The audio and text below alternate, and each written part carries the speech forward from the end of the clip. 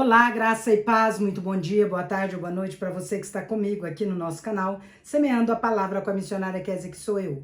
Como é bom estar com vocês nesse dia 30 de novembro, último dia do mês. Como é bom estar com vocês aqui para juntos fazermos nossa leitura bíblica diária. Peço que deixe o seu like, compartilhe esse vídeo com o máximo de pessoas possíveis. Deixe também um comentário e se você for novo ou nova por aqui, se inscreva no nosso canal, ative o sino de notificações para receber também nosso devocional diário Meditar e Orar. Nossa leitura de hoje será Romanos capítulos 1, 2, 3 e 4. Então bora para a leitura sem mais delongas. Romanos capítulo 1. Paulo, servo de Cristo Jesus, chamado para ser apóstolo, separado para o evangelho de Deus, o qual ele prometeu previamente por meio dos seus profetas nas Escrituras, acerca do seu filho, que segundo a natureza humana era descendente de Davi, e que mediante o Espírito de santidade foi declarado com poder, Filho de Deus, pela sua ressurreição dentre os mortos, Jesus Cristo, o nosso Senhor. Por meio dele recebemos graça e apostolado para chamar todos os gentios à obediência da fé por causa do seu nome. E vocês também estão entre os chamados para pertencerem a Jesus Cristo. A todos os que estão em Roma, amados de Deus, chamados para serem santos, graça e paz a vocês da parte de Deus, o nosso Pai, e do Senhor Jesus Cristo. Paulo anseia visitar a igreja em Roma.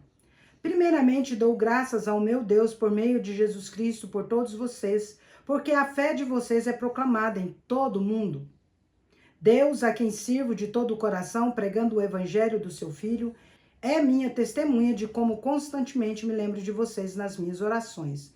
Peço agora, pela vontade de Deus, finalmente me seja aberto o caminho para que eu possa visitar vocês. Anseio vê-los a fim de compartilhar algum dom espiritual para fortalecê-los. Isto é, para que vocês e eu sejamos mutuamente encorajados pela fé. Não quero que sejam ignorantes, irmãos, quanto ao fato de que muitas vezes planejei visitá-los para colher algum fruto entre vocês, como também entre outros gentios, mas fui impedido até o presente momento. Sou devedor tanto a gregos como a bárbaros, tanto a sábios como a ignorantes. Por isso estou disposto a pregar o evangelho também a vocês que estão em Roma.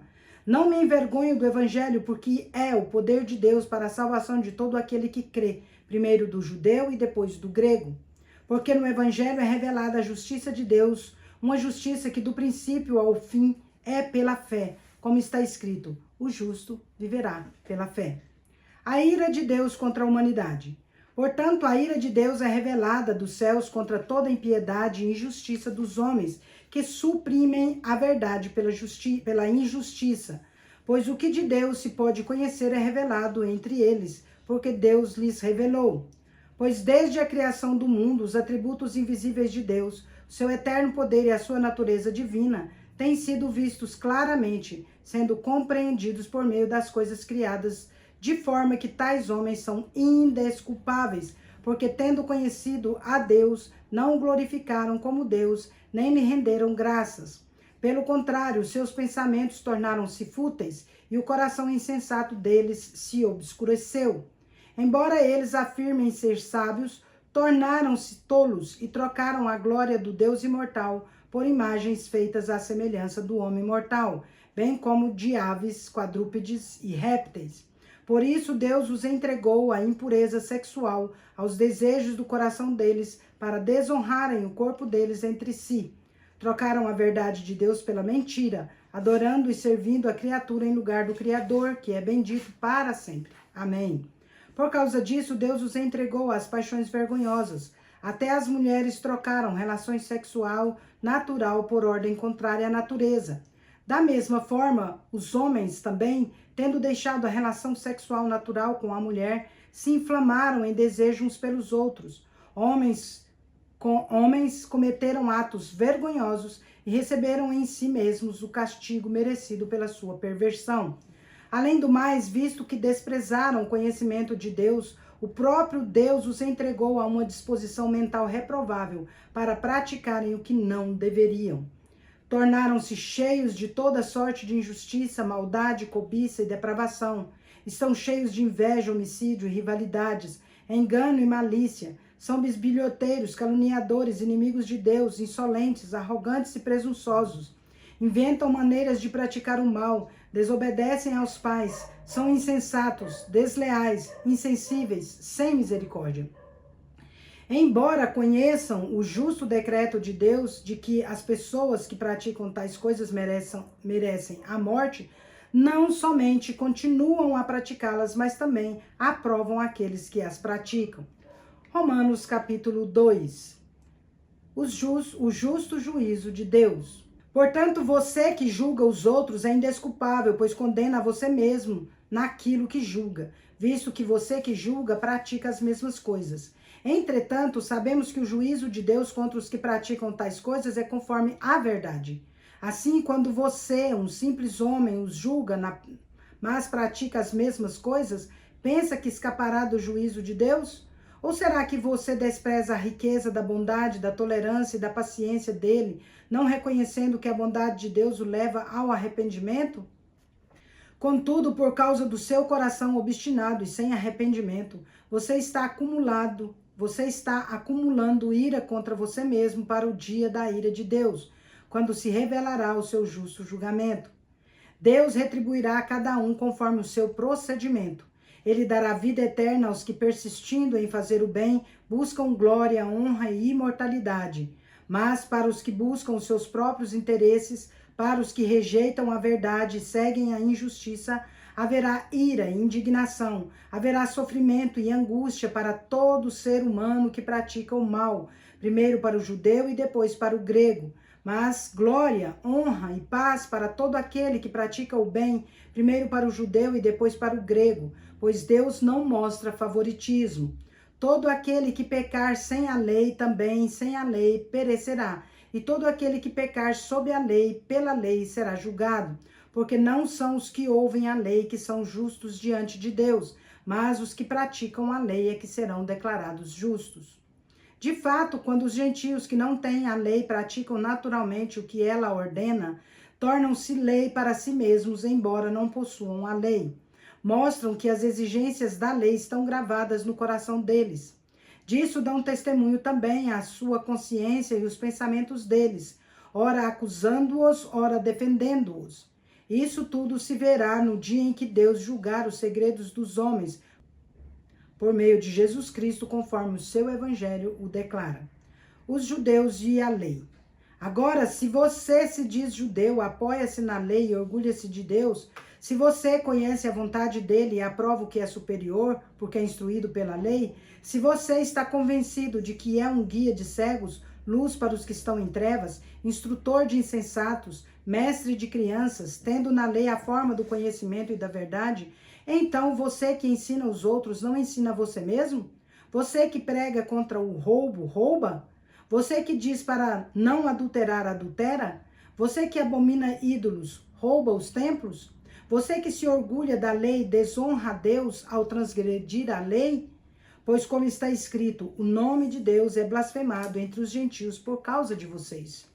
A circuncisão, de fato, tem valor se você praticar a lei. Se você, porém, é um transgressor da lei, a sua circuncisão já se tornou incircuncisão. Se aqueles que não são circuncidados obedecem aos preceitos da lei, não serão eles considerados circuncidados? Aquele que é incircunciso por natureza, cumprindo a lei, condenará você, que tendo a lei escrita e a circuncisão, é transgressor da lei. Não é judeu quem o é apenas exteriormente, nem é circuncisão o que é meramente exterior e física. Não, judeu é quem o é interiormente, e circuncisão é a do coração pelo Espírito, não pela lei escrita. Tal pessoa não recebe louvor dos homens, mas de Deus. Romanos capítulo 3, a fidelidade de Deus. Que vantagem há então em ser judeu ou que valor há na circuncisão? Muita em todos os sentidos. Em primeiro lugar, porque aos judeus foram confiadas as palavras de Deus. Que importa se alguns deles não creram? A incredulidade deles anulará a fidelidade de Deus? De maneira nenhuma. Seja Deus verdadeiro e todo homem mentiroso, como está escrito, para que sejas justificado nas tuas palavras e prevaleças quando fores julgado. Mas se a nossa injustiça revela a justiça de Deus, que diremos? Que Deus é injusto por aplicar a sua ira? Falo em termos humanos. De maneira nenhuma. Se fosse assim, como Deus poderia julgar o mundo? Contudo, se por meio da minha mentira a verdade de Deus se mostrou supremamente grande para a sua glória, por que então sou condenado como pecador? Por que não dizer, como alguns caluniosamente afirmam que dizemos, façamos o mal para que nos venha o bem? A condenação deles é justa. Ninguém é justo. Que concluiremos então? Temos alguma vantagem? De maneira nenhuma. Já demonstramos que ambos, judeus e gregos, estão todos debaixo do pecado. Como está escrito, não há nenhum justo, nenhum sequer. Não há ninguém que entenda, ninguém que busque a Deus. Todos se desviaram, tornaram-se juntamente inúteis. Não há ninguém que faça o bem, não há nenhum sequer. A garganta deles é um túmulo aberto, com a língua enganam. Veneno de víbora está nos seus lábios. A boca deles está cheia de maldição e amargura. Os pés deles são ágeis para derramar sangue. Ruína e miséria marcam seus caminhos, e não conhecem o caminho da paz. Não há temor a Deus diante dos seus olhos. Sabemos, pois, que tudo quanto a lei diz, ela o diz àqueles que estão debaixo da lei, para que toda boca se cale e o mundo todo esteja sob o juízo de Deus. Portanto, ninguém será declarado justo diante dele pelas obras da lei, pois por meio da lei nos tornamos conscientes do pecado. A justiça por meio da fé. Agora, porém, se manifestou uma justiça que provém de Deus, independentemente da lei, da qual testemunham a lei e os profetas. Justiça de Deus mediante a fé em Jesus Cristo, para todos os que creem. Não há distinção, pois todos pecaram e estão destituídos da glória de Deus, sendo justificados gratuitamente por sua graça, por meio da redenção que há em Cristo Jesus. Deus o ofereceu como expiação no seu sangue, por meio da fé para a demonstração da justiça dele, por ter na sua tolerância deixado impunes os pecados anteriormente cometidos. Todavia, no presente, Deus demonstrou a sua justiça, a fim de ser justo e justificador daqueles que têm fé em Jesus. Onde está então o motivo da vanglória? Foi excluído. Baseado em que princípio? Na lei das obras? Não, mas no princípio da fé. Concluímos, pois, que o homem é justificado pela fé, independentemente das obras da lei. Deus é Deus somente dos judeus? Ele não é também o Deus dos gentios? Sim, dos gentios também, visto que existe um só Deus que pela fé justificará os circuncisos e os incircuncisos. Anulamos então a lei pela fé? De maneira nenhuma. Ao contrário, confirmamos a fé. Romanos capítulo 4. Abraão justificado pela fé. Portanto, que diremos ter alcançado Abraão, nosso antepassado segundo a carne? Se de fato Abraão foi justificado pelas obras, ele tem do que se gloriar, mas não diante de Deus. Que diz as Escrituras? Abraão creu em Deus e isso lhe foi atribuído como justiça. Ora, o salário do homem que trabalha não é considerado como favor, mas como dívida. No entanto, ao que não trabalha, mas crê naquele que justifica o ímpio, a sua fé é atribuída como justiça. Davi diz a mesma coisa quando fala da bênção do homem a quem Deus atribuiu justiça, independentemente das obras. Bem-aventurados aqueles cujas transgressões são perdoadas e cujos pecados são cobertos. Bem-aventurado aquele a quem o Senhor não atribui pecado. Destina-se essa bênção apenas aos circuncisos ou também destina-se essa bênção apenas aos circuncisos ou também aos incircuncisos? Já dissemos, a fé foi atribuída como justiça a Abraão. Sob quais circunstâncias? Antes ou depois de ter sido circuncidado? Não foi depois, mas antes. Assim ele recebeu a circuncisão como sinal, como selo da justiça que ele tinha pela fé, quando ainda era incircunciso. Portanto, ele é o pai de todos os que creem, ainda que não tenham sido circuncidados, a fim de que a justiça fosse atribuída também a eles. Ele é igualmente o pai dos circuncisos, que não somente são circuncisos, mas que também andam nos passos da fé que teve Abraão, nosso pai, antes de passar pela circuncisão. Não foi mediante a lei que Abraão e a sua descendência receberam a promessa de que ele seria herdeiro do mundo, mas mediante a justiça que vem da fé. Pois se os que vivem pela fé são herdeiros, a fé foi anulada e a promessa invalidada. Porque a lei produz a ira, mas onde não há lei, não há transgressão. Portanto, a promessa vem da fé para que seja de acordo com a graça e seja garantida a toda a descendência de Abraão, não apenas aos que estão sob o regime da lei, mas também aos que têm a fé de Abraão. Ele é o pai de todos nós. Como está escrito, eu o constituí pai de muitas nações. Diante disso, Abraão creu em Deus, aquele que dá vida aos mortos e chama as coisas que não existem como se existissem. Abraão, contra toda esperança, em esperança creu, tornando-se assim pai de muitas nações, como foi dito a seu respeito. Assim será a sua descendência. Sem esmorecer na fé, reconheceu que o seu corpo já estava sem vitalidade, porque tinha aproximadamente 100 anos de idade, e que o ventre de Sara já estava sem vigor.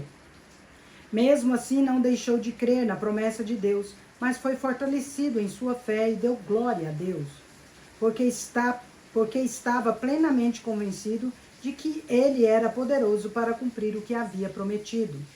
Como consequência, isso lhe foi atribuído como justiça. Agora não está escrito, lhe foi atribuído, somente por causa dele, mas também por nossa causa, a quem Deus atribuirá justiça a nós, que cremos naquele que ressuscitou Jesus, o nosso Senhor, dentre os mortos. Ele foi entregue à morte pelas nossas transgressões e ressuscitou para a nossa justificação. Glória a Deus, aleluia por isso, né? É isso aí, meus queridos e queridas. Vós, porém, sois raça eleita, sacerdócio real, nação santa, povo de propriedade exclusiva de Deus, a fim de proclamar as virtudes daquele que vos chamou das trevas para a sua maravilhosa luz. 1 Pedro 2, versículo 9. Agora vamos comigo ali parabenizar os aniversariantes de hoje. Bora lá! Parabéns e feliz aniversário para você que está completando mais um ano de vida nesse último dia de novembro, 30 de novembro de 2024. Parabéns aos casais comemorando mais um ano de casados. Parabéns aos bebezinhos completando mais um mês de vida. Meus parabéns especial vai para a Delminda Medeiros, lá em Arinos. Gente, quem tá fazendo aniversário hoje aqui no canal? Salatiel Vieira, lá de Guiratinga, Mato Grosso. Parabéns, meu amado irmão.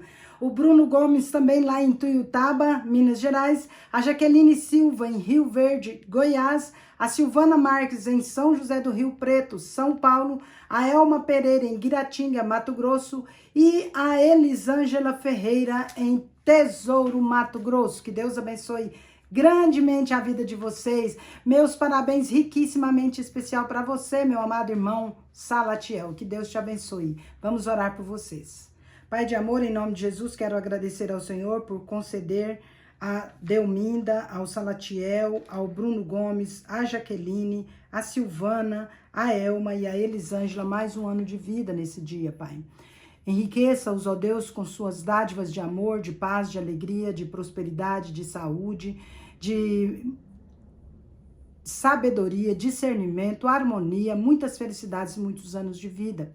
Pai querido, que a boa, agradável e perfeita vontade do Senhor se cumpra na vida de cada um deles hoje, para todo sempre, em nome de Jesus. Amém. É isso aí, meus queridos e queridas. Deus é justo e bom. Vamos?